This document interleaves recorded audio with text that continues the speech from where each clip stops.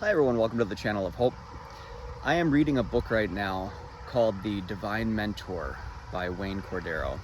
And in the book he describes a trip that he took to China some years ago, and it was for spreading the Christian faith. So he met, it must have been meeting secretly with a group of about 20 people. They traveled a long distance to meet him for a 3-day get-together.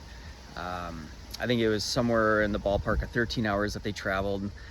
The conditions where they met, not super stellar. They had to sit on the floor. There was no air conditioning. It was hot temperatures. So, they kind of went out of their way for this 3-day ordeal. And you do not have freedom of religion, so there's a penalty if people are caught practicing the Christian faith. So upon doing introductions, he learned that 18 of the 20 people that were present had served 3-year sentences in prison for nothing other than just being Christians and practicing their Christian faith.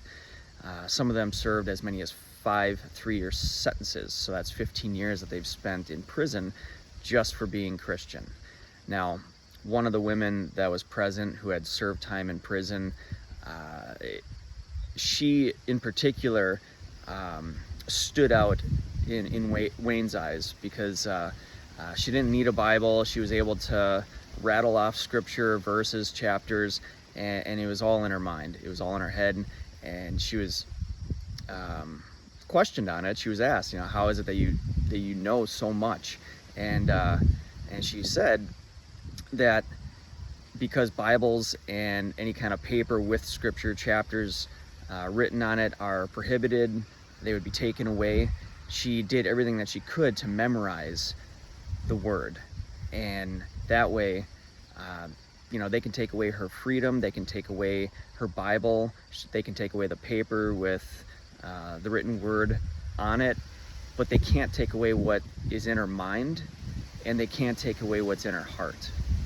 So that was a story that she shared with him, and it really puts things in perspective, and you can think of it any way that you want. I know for me, it gives me gratitude and appreciation that I live in a place where I can have the freedom to practice my faith and to do all the things that I want to do, as long as I'm not hurting or harming anyone, as long as I'm paying my bills and just being a good upstanding citizen.